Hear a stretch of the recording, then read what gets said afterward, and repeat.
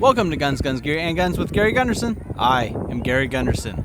I visited the site of the Civil War Battle of Mine Creek during a recent reenactment weekend. It's not a battle you are likely familiar with, but it was the largest battle in Kansas and also one of the largest cavalry battles of the war.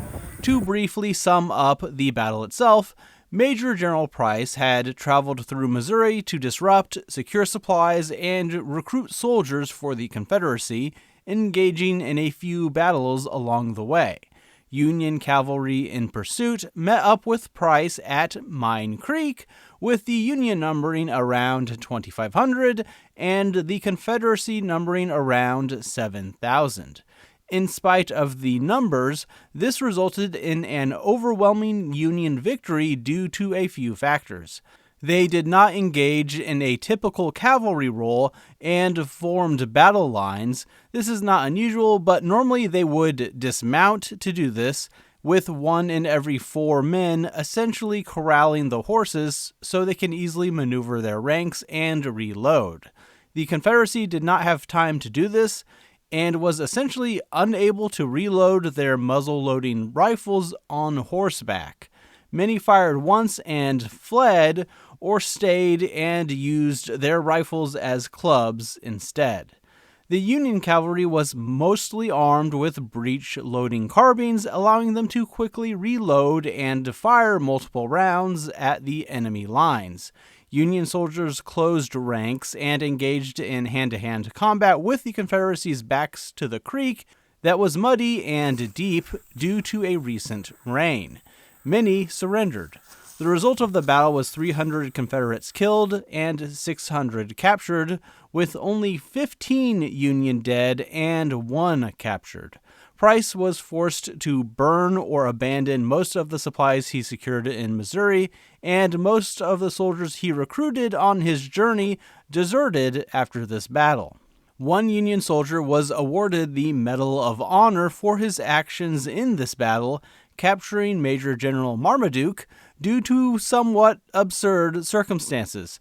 The Confederacy had captured and were wearing a lot of Union blue uniforms, leading to no small degree of confusion in the battle, which led to the general approaching Union Private Dunleavy of his own volition, believing him to be a Confederate soldier.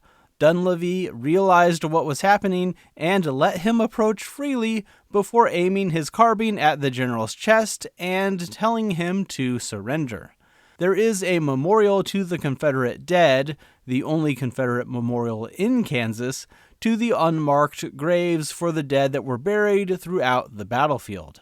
The site is divided into parts because the memorial and reenactment are not on state grounds, so these are in the field and wooded area right next to the state site. So my footage of the reenactment is from the museum grounds, so you can see they're right next to each other. As for the experience of visiting the site itself, there is a small museum with some exhibits, some artifacts.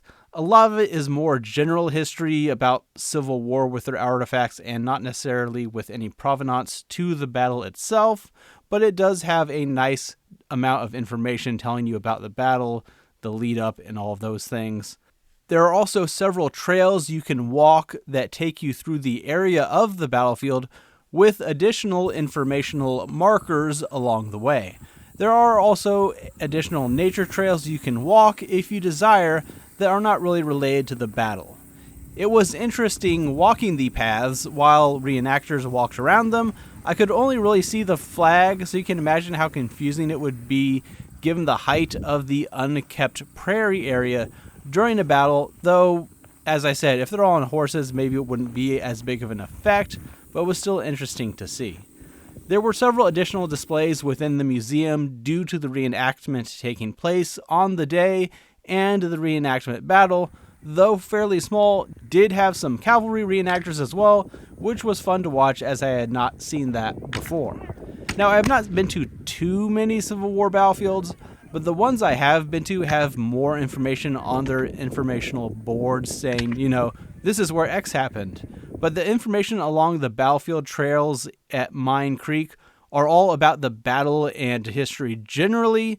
None of them pointed out, and this is where the Confederate lines were, or anything like that.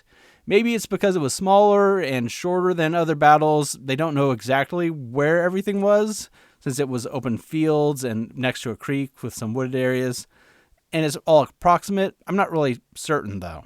The trails had some pretty interesting devices that you have to crank up quite a bit to play audio on the trail, with actors reading first-hand accounts of the battle or the aftermath. They take a bit more than you may expect to get going, but they're a nice little feature on the trail.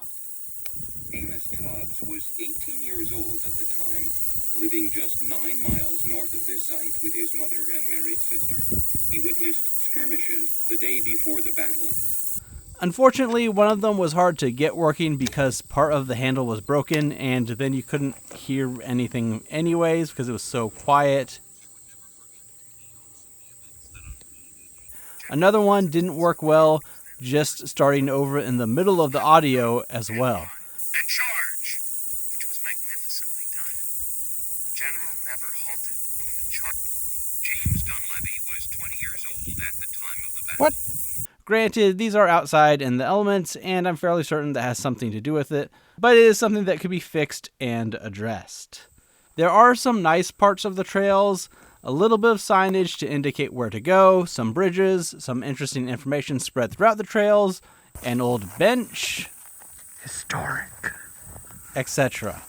But I must say, I have a bone to pick with the trail setup. There's not enough signage, and the trails shown on the informational markers and even Google are wrong.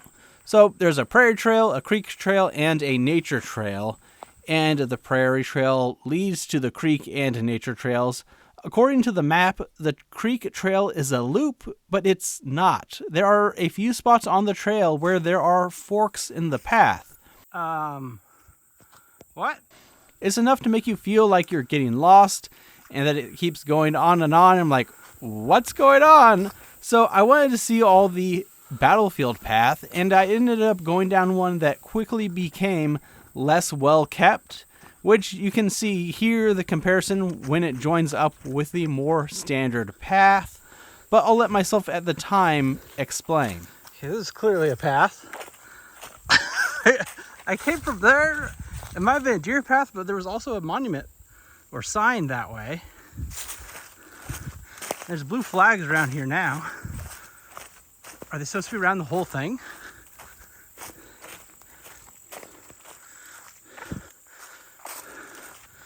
Might encounter Bigfoot out here or something. What the heck? There are multiple pathways when on the map from earlier. There were none. I went what I thought was another path. It looked less or more overgrown, but I was also walking through spider webs, so I don't think anyone's been on it, and there's some downed limbs, but then in the middle of it there was another marker. Here's a white flag.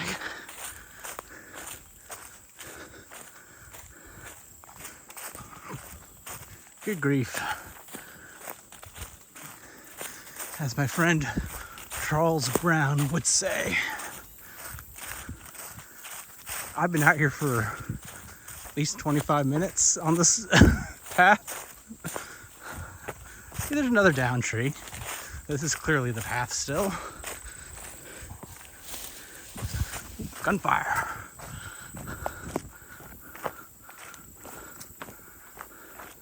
This is my travel vlog through the Mine Creek battlefield, I guess. I was just taking some pictures and recordings. Ah, okay, bridge.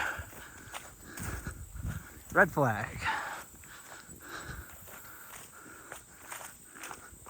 All right, I think I'm back on track. So this is not actually Mine Creek, this dry one. It was this other one. Ooh, memorial. So coming out from the Confederate Memorial is the big field where they had the battle. But this is the continuation of the Prairie Trail. It should meet back up and go back right up to where they are. Unless this is the original sign for the bridge. I don't think it is. Okay. So it's one of the few signs. Look, I don't need my handheld, but something's not quite right. Oh, and there's more signage on the way back. You can see it's a straight shot this way. So yeah, it was an adventure. I would hope they'd make the paths clearer, or if there's turns or where there are markers on the path so you know where to go next or where to follow. Something like that would definitely be helpful for people there because it can be a little confusing. But it was still an interesting site to visit and an interesting battle to learn about. And if you have made it to the end of the video, please let me know in the comments below if there are other battle sites I should check out that are in that area, because that's fairly close to me. Let me know in the comments. Let me know if there are some other sites I should visit. And if you visited Mine Creek, let me know of your experience. Thanks for watching. I don't really have anything else for today. Be sure to like the video, subscribe to the channel, and share it with others to help the channel grow. Every little bit helps. Thanks for watching.